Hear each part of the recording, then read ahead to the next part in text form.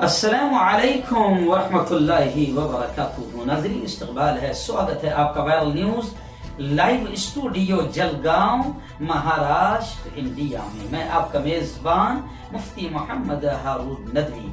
आइए डालते हैं प्राइम न्यूज में बहुत ही बड़ी और बड़ी खास खबर पर नजर। जी नाज़रीन, बल्कि मैं आज ये खबर बड़ी खुशी के साथ सुना रहा हूँ, क्योंकि जब लगातार मैं पहले लॉकडाउन 1 से जब मैं बार बार सरकार तक मजदूरों की आवाज पहुंचा रहा था, तो यूपी, बिहार, उत्तराखंड, झारखंड, बंगाल, ऐसे ही राजस्थान, तमाम तरफ के मजदूर रोजाना मुझे फोन इतना लगाते थे कि मैं परेशान हो जाता था। लेकिन वो दुआएं भी देते थे कि साहब, बस आप ही का एक चैनल है जो रोजाना हमारे दर्द को बयान कर रहा है, हमारी वीडियोस, हमारी खबरें दिखा रहा है।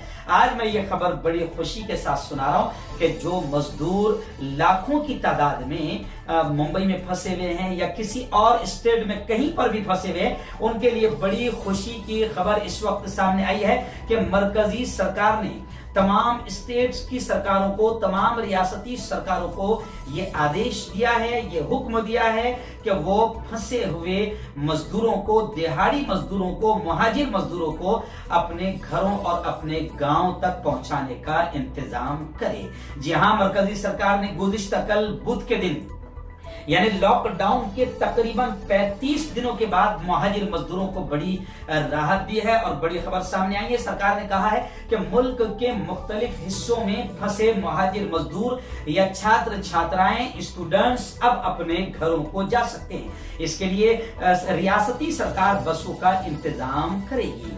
वजारत दाखिला ने इसके लिए बुध को हिदायत जारी की, आदेश जारी किया और मंत्रालय ने 6 पॉइंट्स की गाइडलाइन तमाम रियासती सरकारों को भेजी है और उसमें बताया गया है कि किस तरह सरकारें इन फंसे हुए लोगों को अपने घर तक पहुंचाने का काम कर सकती है। एक रिपोर्ट के मुताबिक सरकार के इस फैसले से तकरीबन, मैं समझता हूं कि मुल्क भर में 10 लाख से ज्यादा मजदूर, छात्र छात्राएं, अकीदतमंद और सैलानी जो कहीं पर गए हुए थे जियारत के लिए या मंदिरों में या कहीं पर भी, वो जो फंस गए थे, उनके लिए बड़ी खुशी की खबर आई है। सभी रियासती सरकारों और मरकजी सरकार ने बाकायदा एक टीम बनाई है और आदेश दिए हैं और ये कहा है कि आपसी तालमेल से, यानी एक रियासत दूसरे रियासत के जिम्मेदारों से आपसी तालमेल से लोगों को भेजने और उन्हें वापस अपने घर तक पहुंचाने का काम करेगी। अथॉरिटी की जिम्मेदारी होगी कि वो फंसे हुए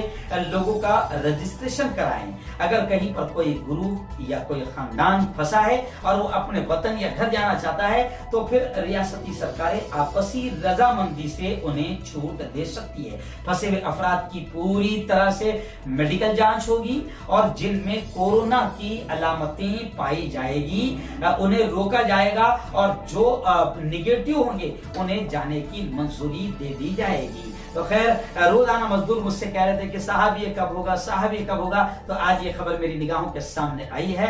बिल्कुल मैं खुशी के साथ इस खबर को बयान कर रहा हूं और मैं यूं समझिए कि रियासती सरकारों से भी कहता हूं कि जितनी जल्द हो सकता है इन गरीबों को, इन दिहाड़ी मजदूरों को अपने बच्चों तक पहुंचाए। कल मुझे ऐसे रोते रोते फोन आए, मैं सारे फोन रिकॉर्ड भी करता हूं, ऐसे रोते रोते फोन आए कि मैं उनको बयान भी नहीं कर सकता। तो खैर, अल्लाह करे कि जो सरकार ने भी ऐलान किया है इस पर फौरन अच्छे से अमल किया जाए।